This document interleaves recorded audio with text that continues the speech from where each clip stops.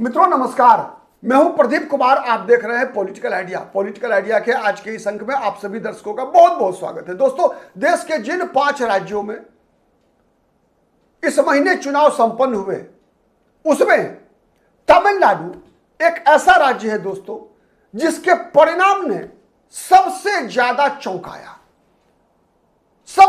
चौंकाया। जिन अन्य 4 राज्यों में चुनाव हुआ, असम, पश्चिम बंगाल, केरल और पुडुचेरी, अगर कहें तो पश्चिम बंगाल भी थोड़ा सा चौंकाया। लेकिन पश्चिम बंगाल इसलिए चौंकाया कि पश्चिम बंगाल में भारतीय जनता पार्टी को भारतीय जनता पार्टी की उम्मीद से भी ज्यादा सीटें मिली। इसलिए नहीं चौंकाया कि भारतीय जनता पार्टी की सरकार कैसे बन गई। तय था कि पश्चिम बंगाल में जब कभी भी मतदाताओं को आजादी मिलेगी, फियरलेस इलेक्शन जब कभी भी होगा, फेयर इलेक्शन जब कभी भी होगा, तो ममता बनर्जी का जाना तय है। ममता बनर्जी केवल पश्चिम बंगाल के लोकतंत्र पर कब्जा करके ही शासन में बनी हुई थी। ये बातें तो 2019 के लोकसभा चुनाव में ही स्पष्ट हो चुका था। खैर, आज हम बात पश्चिम बंगाल की नहीं कर रहे हैं, आज हम बात कर रहे हैं तमिलनाडु की। लेकिन तमिलनाडु के परिणाम ने सबको, पूरे देश को चौंकाया। दोस्तों, तमिलनाडु के बारे में अधिकतर लोगों का जो मानना था कि या तो एमके स्टालिन की वापसी हो रही है या फिर तमिलनाडु अपने इतिहास और अपनी परंपरा के अनुसार 5 साल पर जो सरकार बदलने का उसका इतिहास है उसको दोहराते हुए अन्ना द्रविड़ मुनेत्र कड़गम के नेतृत्व वाला जो एनडीए है तमिलनाडु में, उसको उसकी सत्ता में वापसी होगी। हाँ, एक बात दिख रहा था कि टीवी के तीसरी शक्ति के रूप में उभर रही है, तो चर्चा इस बात पर भी होती थी कि यदि हंग असेंबली बनेगी तो विजय किसके साथ जाएंगे या किसका साथ लेना पसंद करेंगे। लेकिन जब परिणाम आया दोस्तों, तो पूरा देश चौंक गया। विजय लगभग बहुमत पाने में कामयाब हो गए। 118 सीटों का जो बहुमत का आंकड़ा की आवश्यकता थी, उसके बदले 108 सीट जीतने में कामयाब रही थलापति विजय की पार्टी तमिलनेत्री कड़गम। और उसके बाद से पूरे परिणाम आए भी नहीं थे कि तमिलनाडु की राजनीति बदलनी शुरू हो गई। और जितने बदलाव हुए हैं दोस्तों, और उसके बाद आज तक की जो परिस्थिति है, उसके आप सभी प्रत्यक्ष गवाह रहे हैं कि किस प्रकार से तमिलनाडु की राजनीति एकदम बदल चुकी है। यानी द्रविड़ मुनेत्र कड़गम के जितने भी सहयोगी थे, उसमें अधिकतर जिनके पास विधायक थे, सबने डीएमके का साथ छोड़ दिया। सबने डीएमके का साथ छोड़ दिया। कांग्रेस पार्टी ने द्रविड़ मुनेत्र कड़गम से गठबंधन तोड़ लिया, वीसीके ने गठबंधन तोड़ लिया, सीपीआई, सीपीएम, इंडियन यूनियन मुस्लिम लीग, ये सभी स्टालिन के सहयोगी ने रातों रात स्टालिन के बदले विजय जोसेफ को अपना नेता मान लिया। और वो विजय जोसेफ जो लगातार ये चुनाव से पहले दावा किया करते थे कि हम जो पारंपरिक राजनीति है उससे तमिलनाडु को बाहर निकालेंगे। पारंपरिक राजनीति यानी गठबंधन की राजनीति, यानी पारंपरिक राजनीति यानी दल बदलुओं की राजनीति, परंपरागत राजनीति यानी चुनाव जीता किसी के साथ, सरकार में आ गए किसी के साथ। लेकिन विजय ने भी अपने उन वचनों को तोड़ा। कैसे? जो पार्टियां डीएमके के साथ चुनाव लड़ी थी दोस्तों, जिसे जनादेश मिला था विपक्ष में बैठने का, चाहे वो कांग्रेस के विधायक हो, चाहे वो वीसीके के विधायक हो, चाहे वो इंडियन यूनियन मुस्लिम लीग के विधायक हो, चाहे वो सीपीआई के विधायक हो, चाहे वो सीपीएम के विधायक हो, इन विधायकों को यह जनादेश नहीं मिला था कि जाओ और विजय जोसेफ की सरकार बनवाओ।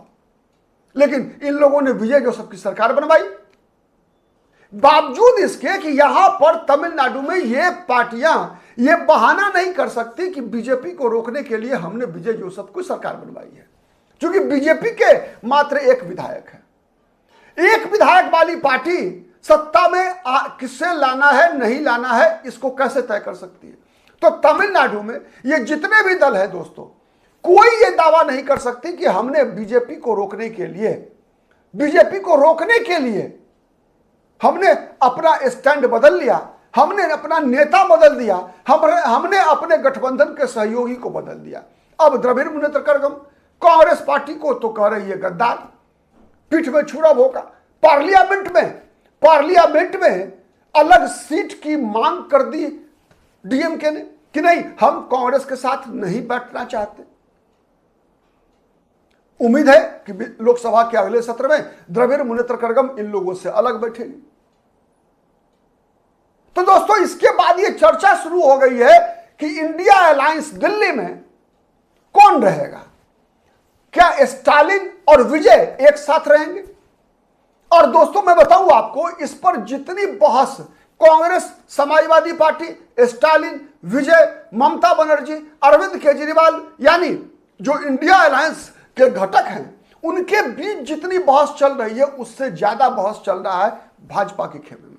भाजपा की नजर, जितने भी ये डेवलपमेंट हो रहा है ना दिन प्रतिदिन, आप उसको एसपीए कह लीजिए, सेकुलर प्रोग्रेसिव अलायंस जो स्टालिन ने बनाया था तमिलनाडु में, आप उसको इंडिया अलायंस कह लीजिए जो पिछले लोकसभा चुनाव से पहले बना था, आप उसे महागठबंधन कह लीजिए, आप उसे पुराना यूपीए कह लीजिए, जो भी कह लीजिए, आप जो भी नाम दे दीजिए। लेकिन जितनी बहस यूपीए के सहयोगियों के बीच नहीं चल रही है दोस्तों, उससे ज्यादा पैनी नजर बीजेपी की लगी हुई है। बीजेपी की नजर इसलिए लगी हुई है कि द्रविड़ मुनेत्र कड़गम अब कौन सा खेल करेगा। तमिलनाडु में अगला खेल क्या होना है कि जब कांग्रेस पार्टी ने रातों रात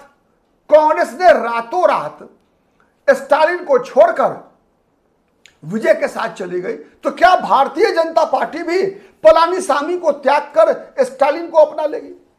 यह सवाल है, क्योंकि तमिलनाडु की राजनीति में स्टालिन हो या पलानीसामी हो, जब तीसरी शक्ति के रूप में विजय का उदय हो चुका है और विजय के साथ कांग्रेस, सीपीआई, सीपीएम, वीसीके, मुस्लिम लीग जैसी पार्टियां हैं, तब उस परिस्थिति में द्रविड़ मुनेत्र कड़गम को अगर जीवित रहना है तो भाजपा का साथ चाहिए या नहीं चाहिए, बताइए।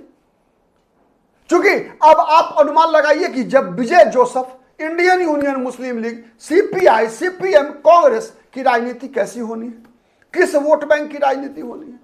तो क्या एक ही वोट बैंक की राजनीति करके स्टालिन, द्रविड़ मुनेत्र कड़गम और विजय दोनों सरवाइव करेंगे?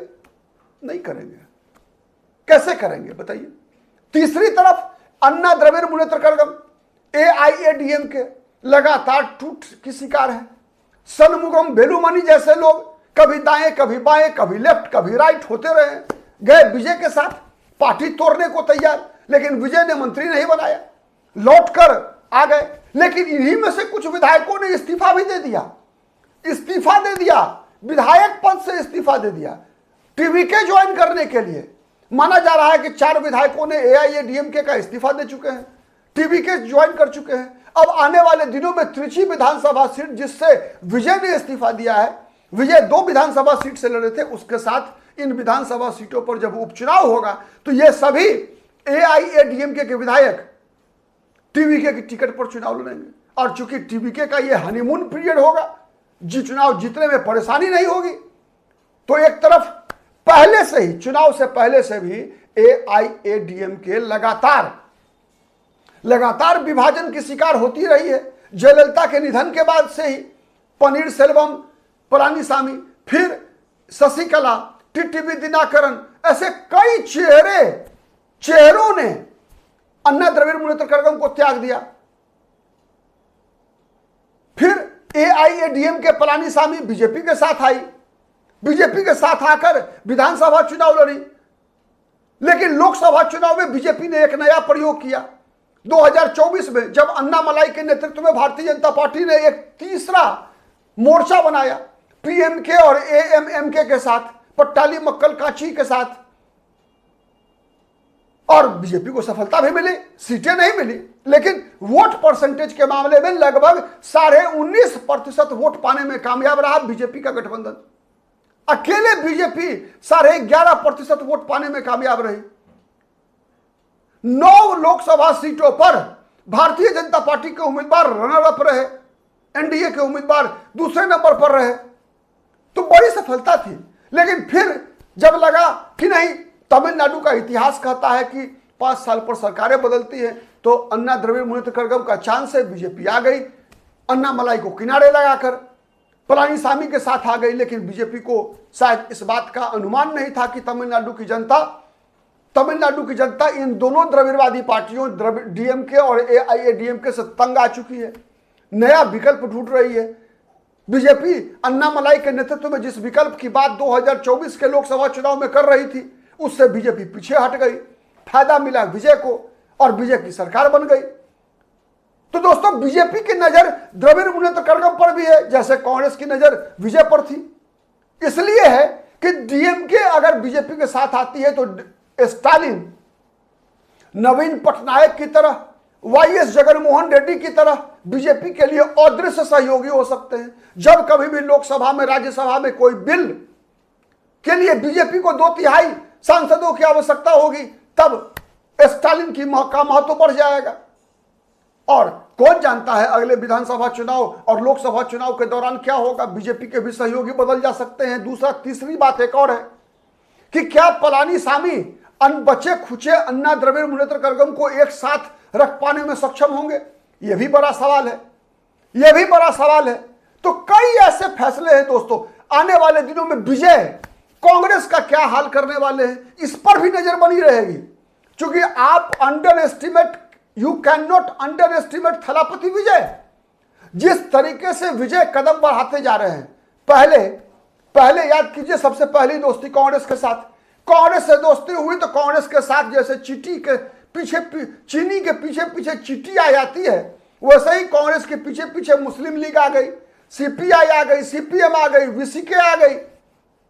अब विजय को लग रहा है कि यार कांग्रेस पर निर्भर क्यों रहे।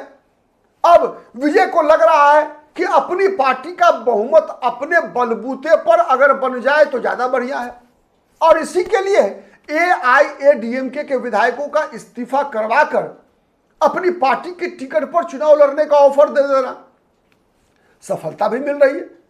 तो हो सकता है धीरे धीरे ये आंकड़ा 118 पार कर जाए। और जब ये आंकड़ा 118 पार करता है दोस्तों, उसके बाद न कांग्रेस पार्टी पर निर्भर रहेगी विजय की सरकार, न वीसीके पर निर्भर रहेगी। और ये दिन प्रतिदिन जो सीपीआई और सीपीएम वाले विजय को उंगली दिखाते हैं कि हम तो छोड़ के चल देंगे तुमको, तो ये उंगली दिखाना भी के लायक नहीं रहेंगे सीपीआई सीपीएम। उसके बाद राहुल गांधी क्या करेंगे, सीपीआई क्या करेगी? क्या फिर से स्टालिन के पास वापस जाएगी? और जाएगी तो क्या राहुल गांधी को स्वीकार करेंगे एमके स्टालिन, जो ऐसे महत्वपूर्ण मौकों पर जब राहुल गांधी ने स्टालिन को धोखा दे दिया? क्योंकि ये जो गठबंधन की राजनीति है दोस्तों, सब कई खेल है दोस्तों। आपको याद होगा विधानसभा चुनाव के मतदान जो था, उससे जब चुनाव प्रचार बंद होना था उससे एक दिन पहले तमिलनाडु में राहुल गांधी मौजूद थे, लेकिन एमके स्टालिन के साथ रोड शो कर रहा था कौन? अरविंद केजरीवाल। ये तो राहुल गांधी को चिढ़ाने के बराबर था कि राहुल गांधी जिस अरविंद केजरीवाल से सबसे ज्यादा चिढ़ते हैं, विपक्ष के नेता के रूप में, उस अरविंद केजरीवाल को एमके स्टालिन अपने मंच पे घुमा रहे थे, रोड शो करवा रहे थे। और उस राहुल गांधी ने जब एमके स्टालिन को का साथ छोड़ा परिणाम आने के बाद, तो एमके स्टालिन कह रहे हैं कि पीठ में छुरा भोंक दिया। अरे भाई, पहला छुरा तो स्टालिन ने भी चलाया था ना, पहला वार तो स्टालिन ने किया था ना, जब राहुल गांधी के तमिलनाडु में मौजूद होते हुए अरविंद केजरीवाल के साथ रोड शो कर रहे थे। सच है या नहीं है? तो ऐसे कई खेल अभी तमिलनाडु में होना है दोस्तों। आप नजर बना के रखिए तमिलनाडु की राजनीति पर। तमिलनाडु में अभी कई ऐसे खेल होने हैं, और इस खेल के में सबसे बड़ा जो खेल होना है दोस्तों, जो अवसर बन रहा है, जिस बात की चर्चा मैंने थंबनेल में किया है दोस्तों, यह सबसे बड़ा अवसर बीजेपी के लिए बन रहा है।